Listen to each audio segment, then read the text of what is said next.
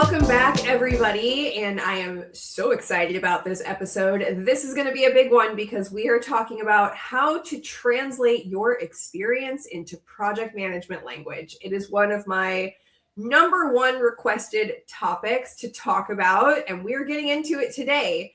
And as always, the fabulous Nada Buhendi is here to facilitate this conversation. Welcome back, Nada. Thank you, Kayla. I am very excited about this conversation because, gosh, I hear this all the time when people tell me that they cannot translate their experience, especially into a project management role. And earlier, in the last episode, I told you my story of how I basically spent more than $30,000 on certifications. And the fix was actually learning how to translate my experience. You could have saved yourself $30,000. Yeah. Yes. So I want to go into some of the things that your clients tell you when they're unable to see their transferable skills. Why is it that they have such a hard time making that connection? Yeah, I think it's a few reasons. I think it depends on what they've been doing up to that point. But first of all, I think they don't really understand what the definition of a project is. I think they have this pie in the sky kind of either too idealistic or maybe too, like, they just have a broad understanding of it. And they're not taking the definition of a project and overlaying it onto their experience. So the definition of a project is it has a start date and an end date, and it results in something unique. That is the definition. I could probably quote the exact definition from the PMBOK, but I'm not going to. Because I reference it so often when I'm talking to people. Like, look, PMI says that this is what a project is. So did it have a start and end date? Yes. Did it result in something unique? Yes. All right. That's a project. You managed it. Let's go. Like, let's move on. I also think another challenge for my clients is maybe they've been studying for the PMP or they're reading the PMBOK or whatever, and they have this very narrow view of, like, project management is only this very specific thing where it's called project management and there's a Gantt chart and there's a communications plan and everything is perfect, and I didn't do that. And that is absolutely not what real world project management is. What PMI teaches you in the PMBOK is, like, ideal. Basically, if human beings didn't exist within a project, this is how it would go.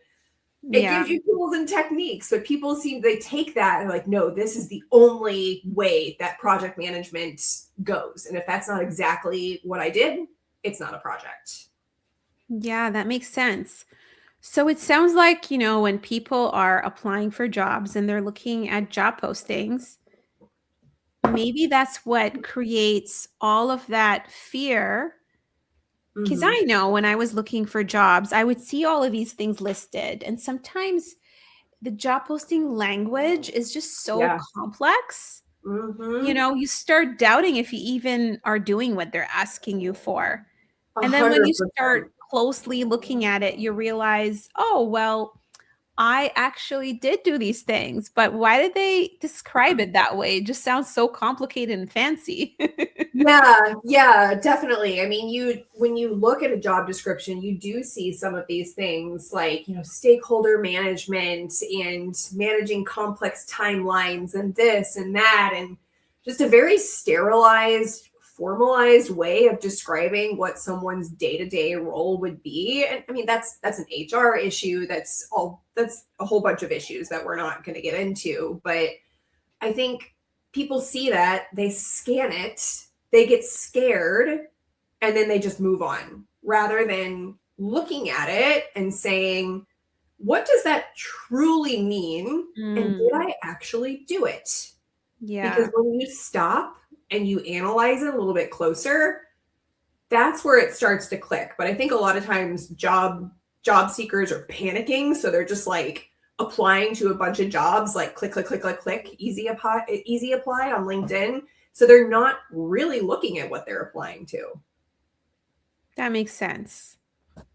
So what is one of the mistakes that you see that people make when they're trying to actually transfer or Yes. translate their experience? I'm sure that you see this a lot of times with your clients. What do you think Mhm. that is? Yeah. The most obvious one is what I call buzzword buffering. And maybe I'm getting ready to show my age at this point, but I think this is still relevant.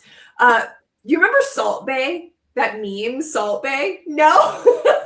It's this guy who's like very extravagantly like sprinkling salt into something, and it's just like completely ridiculous. But basically people are sprinkling project management words into their resume and LinkedIn Yeah. profile like they're Salt Bay. Like they're just sprinkling it all over the place. And I've actually seen people, they're so desperately trying to prove that they are a project manager and that they know this. So they're throwing these words in there, and I've seen people use them wrong, Mm, or like kind of combine like two project management words yeah. together into something Like, that doesn't exist. yeah, that's You weird. want to talk about like glaring red flag that you Mm, don't know what you're doing.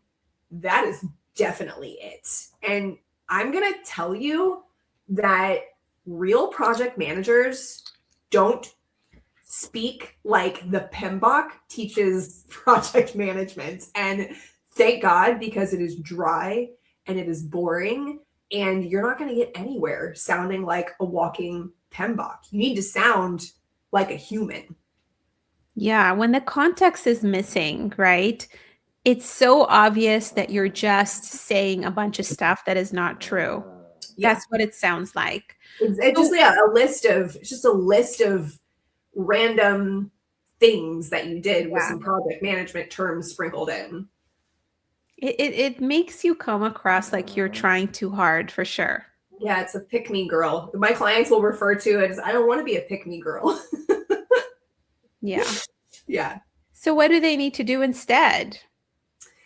So, what they need to do instead of just sprinkling all these words in there is to stop and really look at the types of jobs that they are applying to.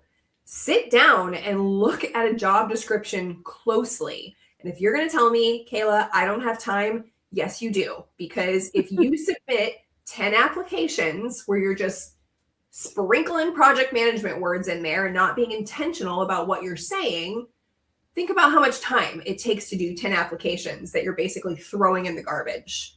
Now, if you take that time and instead go deep on a job description, you're going to get that time back in the end, because now you better understand what hiring managers are looking for in project managers. And you need to be able to take that same language and apply it to your experience. Yeah. And it sounds like you have a system that helps people do that efficiently. Oh, yes, very much. And it teaches people how to do it, which I think is so beautiful, because a lot of other career coaches will just do it for you.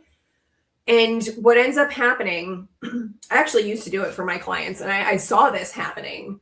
I would hand them their resume and they'd be like, this is great. I look like a project manager, but I can't speak to any of this. And then Mm, it would make their imposter syndrome worse, because they yeah. couldn't recognize what they had done and they couldn't talk about it in an interview. That makes complete sense. It's almost Mhm. like when you hire, let's say, a ghostwriter or delegate that, and then they start, creating something on your behalf and you're not even involved in the process. You're not giving them the inputs, right? And even if you are, it's never going to be the same when it's coming from you and it's in your voice. Mhm. It feels like it sounds like you're really empowering your clients to really learn how to communicate. Like this isn't just building a resume. This is I'm giving you a formula in terms of how you translate your experience Yeah. into a project manager role and tell the story behind it. To me, that's transferable to many situations, like whether you're networking, Oh, yeah. whether you're interviewing, throughout your entire career, right? That's an amazing tool. And you helping them do this themselves, they're not going to have to hire like a resume writer every time that they want to make a change. Never again do you have to hire a resume writer. Yeah. And I think we talked about this in the networking episode, where you can network all you want, but if you don't have if you can't clearly explain how what you do fits into the type of person that a job is looking for, that networking is going to go nowhere. People aren't going to know where to place you. They're not going to want to refer you. They're not going to take a chance on you because sure, stuff might look good, or you might look like you have your PMP or whatever, but if you are not translating your experience solidly, then again, yeah, networking goes nowhere. It's actually incredibly ineffective. Yeah. What is another mistake that you see people when it comes to them, having no idea what type of project management role they're looking for? I mean, I see a lot of people who spray and pray and think that if they apply to more jobs and more volume, they're gonna land the role. How do you address that? Yeah. You're calling it spray and pray. I call it spray and pray sometimes. I also like to refer to it as the kitchen sink method or kitchen Oh, sink wow. syndrome, meaning that it's everything but the kitchen sink, right? They're taking all of these project management roles that they see out there, and they're trying to align their experience to all of them. And Yeah. because they're like, oh, that means I can apply to more jobs. But what you actually end up doing is making yourself seem like just some generic run of the mill jack of all trades project manager. And I've seen people out there make arguments for generalists, like, oh, it's good to be a generalist in this day and age. And I don't disagree with that. Project management is the generalization. But when it Mm, comes to landing a role and getting interviewed for a role, actually getting that interview and then getting a offer, general project management is not going to do it. You need to show that you solve a specific kind of pain at a specific kind of organization, exactly what they need. You're the pain to their, or you're the solution to their pain, and that's what you need to demonstrate. And not just any generic project manager is going to do this. You're not increasing your odds by doing mm. this. You're actually dramatically lowering your odds. That's why I get people come to me that say things like, I've sent 120 applications and I've gotten 2 interviews, and Kayla, I don't know why I'm so burnt out. Yeah, that I agree with. I mean, if we think of all of the professions out there, right? Mm-hmm. People come to you because they want you, or organizations come to you because they want you to solve a specific problem for them. Mm-hmm. And I would suspect that even though there is like overlap in terms of you being a project manager in a law firm, or let's say in a tech, company, there Yeah. are some nuances that you need to pay attention to. For sure. I mean, what I do as a legal project manager is wildly different than what an IT project manager does. And to your point, right? There are similarities. You need to be able to calm chaos. You need to be able to lead teams to get things done. You need to be able to communicate effectively with people in different departments. That's the generalization. But when it comes to the types of problems that I solve versus the types of problems that an IT project manager solves, that's very different. And honestly, if you put me in an IT PM role, I'd probably do okay, but it would be very, very hard for me Yeah. because that's not my lane. And other people, IT is their lane, or maybe supply chain is their lane, or this and that. But project management, it spans all of them. I know that you really like talking about things in terms of like doctors and pains and diagnoses. And let's think of this as you go to your primary care physician Yeah. for if something is wrong, right? But they can't actually do anything to help you. That's what it's like when you're showing yourself as a general project manager. Your primary care doctor has to send you to a specialist, Yeah. right? A dermatologist, a cardiologist, a whoever, because they specialize in specific things. They solve specific problems. And that is what you want to position yourself at. You're not a general practitioner, which no shade to general practitioners. We need them, right? But they're not solving a very specific problem. That's what the cardiologist is for. Yeah, makes sense. Someone is being so squiggly. Okay, go there. I think we should have more pet appearances on this. He sounds like sometimes he sounds like a goose. Anyway.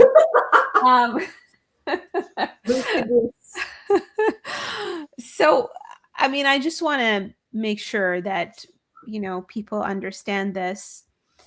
We're not saying that you can't get into a new industry. I don't think that we're saying that.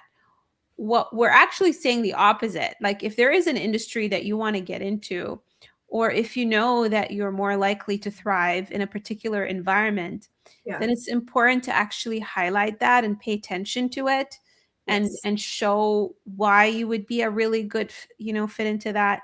Like I know someone, for example, who is a program manager in government. He's been, overseeing a government, contract for so long. He has a background in the military, but he also has an MBA in healthcare.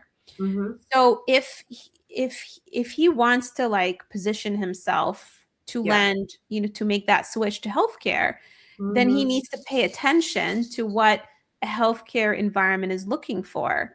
Exactly. And definitely he would want to actually show that he has that MBA in healthcare.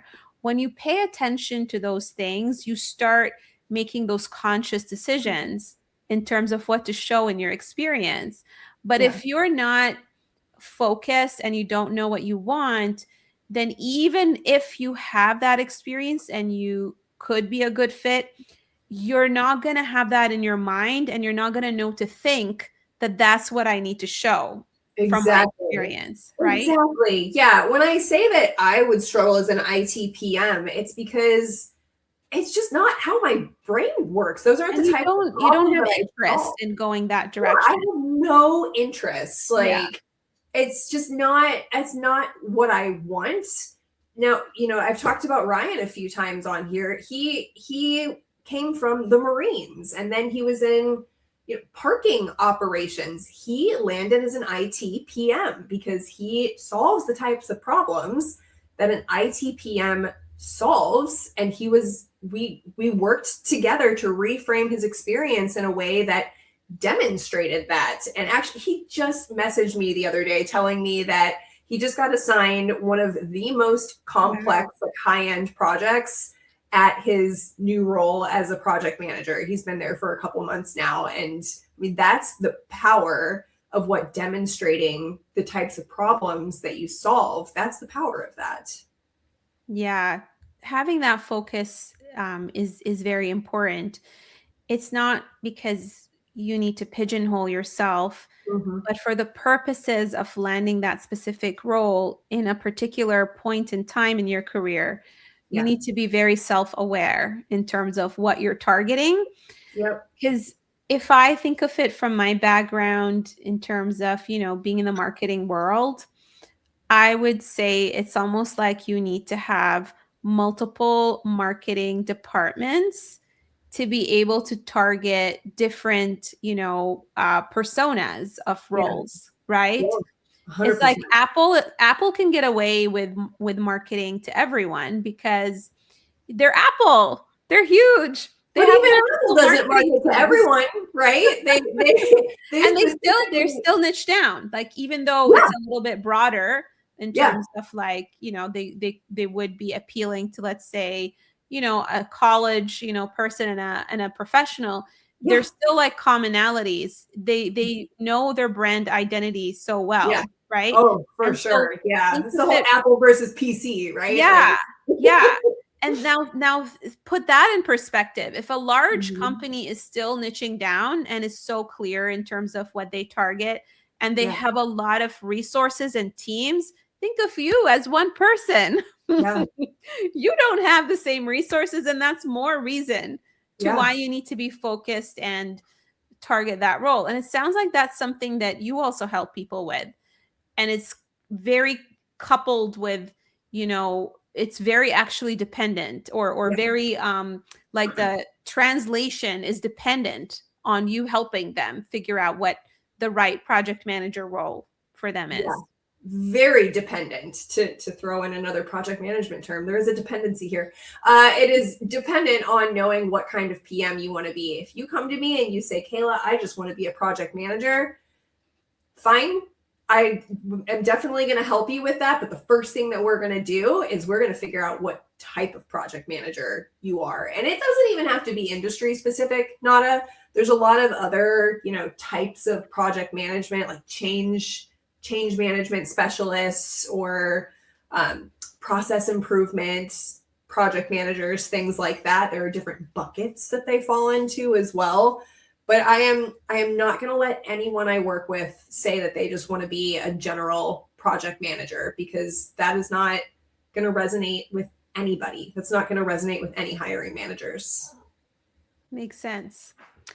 What have you worked with someone who had that confusion in terms of what role they should go after?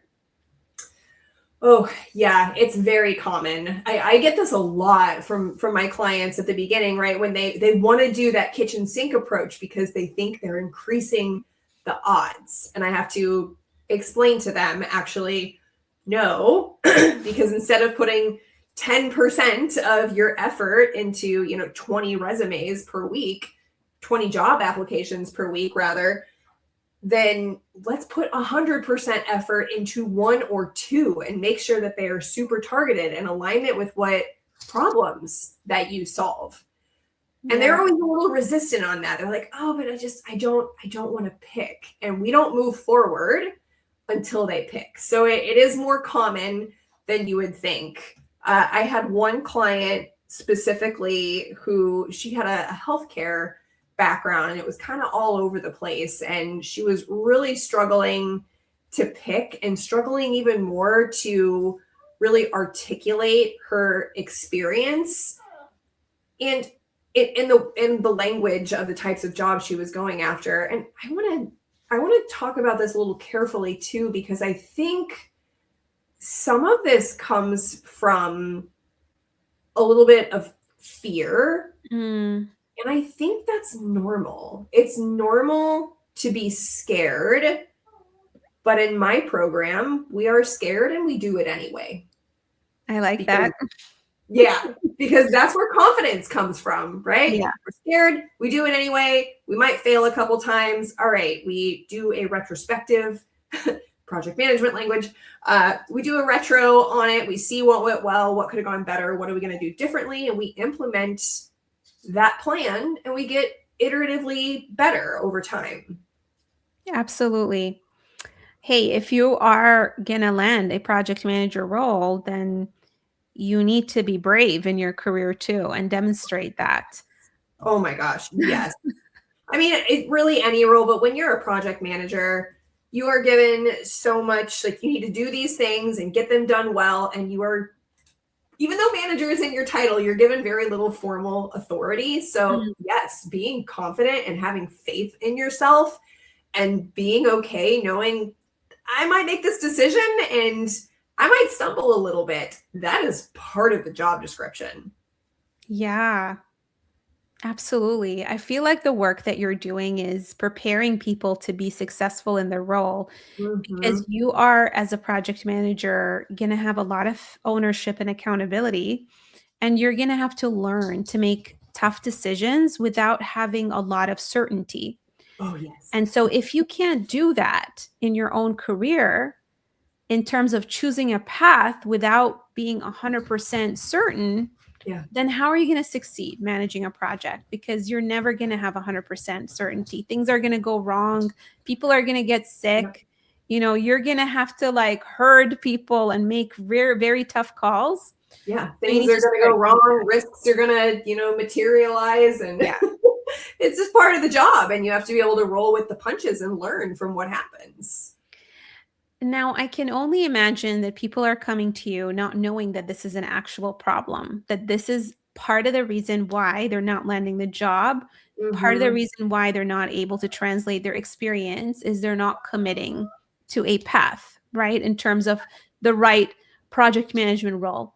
Now, can you Yeah. think of a client who didn't realize how confused they were about what path, and you help them figure that out? I want you to share with me, like, how did that make them feel to finally get that clarity?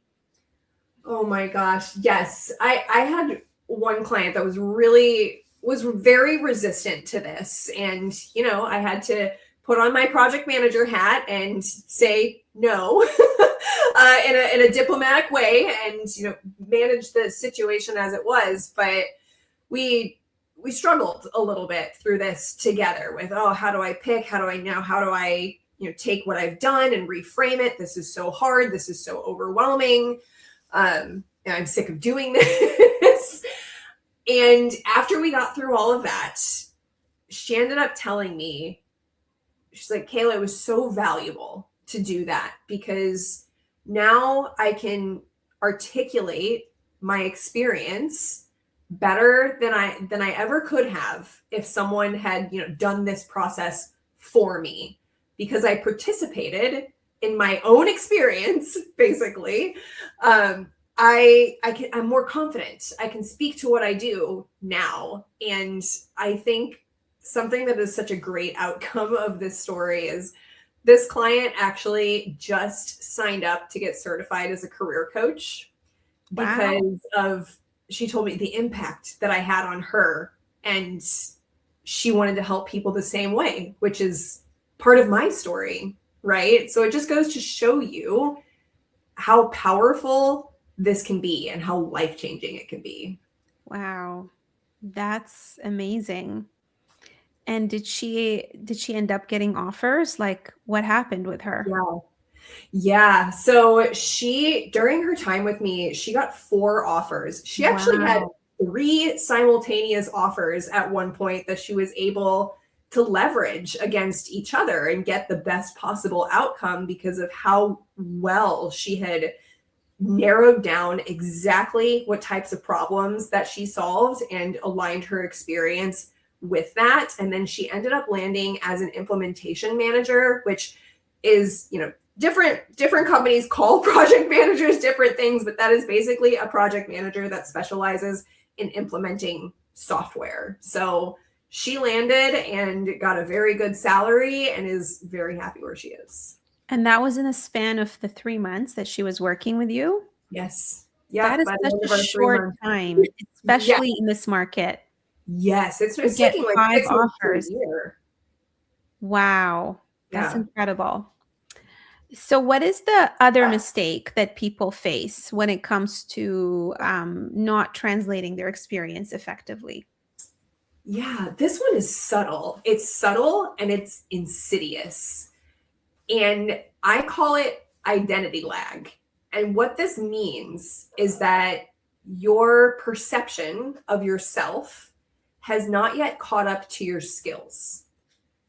You don't believe yourself that you can do the job. You don't believe in yourself. You don't believe in your skills, your ability. You're still stuck in the person that you were a few years ago, a few months ago, whatever. And it's subconsciously making you hold yourself back. Because if Mm, you don't believe in yourself, you are not going to take the steps that you need to take to go in the direction of the things that you want. I firmly believe that when people identify the type of person they want to be and believe they can become that person, only then do they take the steps to actually be in alignment with the type of person they want to be.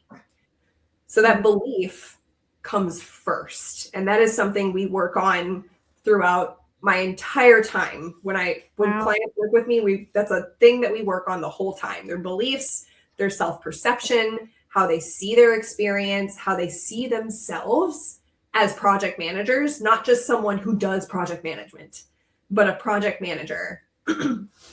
That is really one of the, I think not a lot of people understand that is holding them back so much. And instead their mind will rationalize things and make reasons why they're not going to be good at this.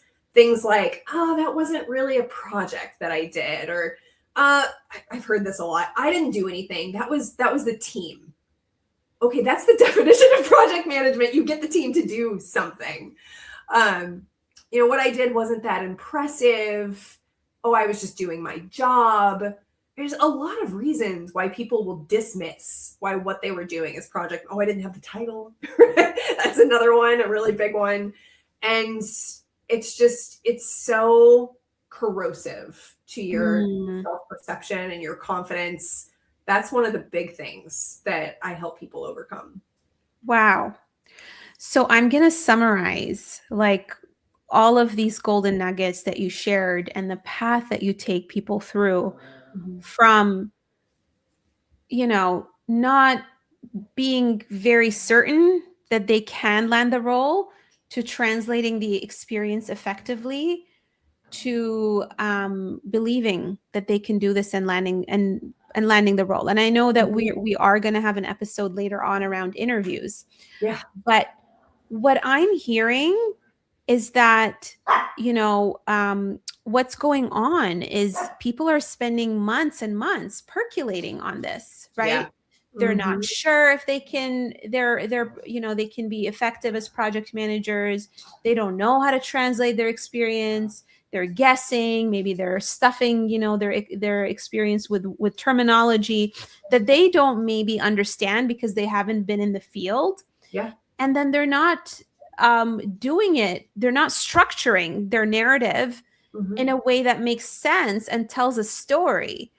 And so you're saving people a lot of time and removing the doubt. Yeah. Because I'll tell you, Kayla, I've been in programs where I had to watch so many videos just to figure out a small little thing. Yeah. And it's so frustrating to have someone to sit down with you and get that one-on-one asynchronous, support, your personal eyes on their document and their story. You're saving people like, hours and weeks and months by doing that. Yeah. And on top of that, you're approaching this holistically. People are not objects. This is not like just a tactical thing. This is basically looking at them as a human. Yeah. Yeah. And actually, I'm going to drop right here an actual video clip from one of my past clients talking about this same thing. Wonderful. All right. That has been an incredible episode. Honestly, if you are sitting here and you recognize yourself, you're spinning your wheels, trying to figure out how to articulate your experience. This is one of the hardest, parts of the process when you're landing a role. I invite you to definitely book, what is the call with you to figure this out, if to map their path into project management? Yeah, it's called a PM path diagnostic. Yeah, I definitely take it. I definitely encourage anyone who's serious, about figuring this out in the most efficient way and not having to battle with that low confidence and uncertainty. Yeah. To get that shortcut. If you're serious about your career, like any person who's serious about their goals, whether they're a professional athlete or whether they want to seriously lose weight, you always need a professional to help you get there the quickest, right? And you've already heard in the previous episodes how many people Kayla helped and her story. So I really encourage you to reach out, and just see if Kayla can help you or not. Yeah, absolutely. Let's have a conversation. We'll figure out exactly where you want to go, what is blocking you, and we'll map out a path to get there.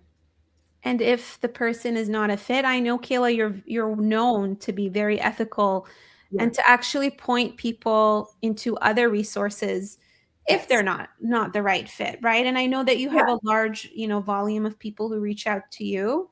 Mhm. So, it has to also be like a vibe, fit as well.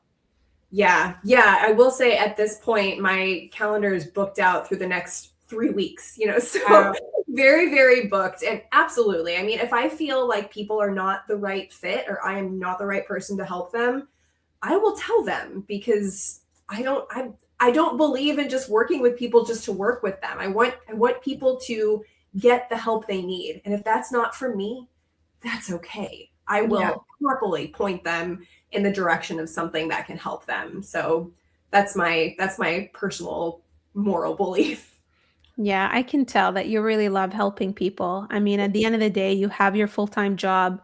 Mhm. And it sounds like a big reason why you're doing this is because you witnessed from the conversations that we've had, you've witnessed, the impact that it has been in your life and you want to create the same thing for others. Absolutely. Yep, that's what it's all about. Beautiful. Well, I'm excited to get into the next episode. Yeah, I am too. In the next episode, we're going to talk about how to nail a project manager interview. We've talked about everything it takes up to this point to get an interview. Now you've got it. What do you do? How do you nail it? So that's coming up in the next episode. Thanks for being here, Nana. It was great to talk to you. Awesome. Thank you so much, Kayla.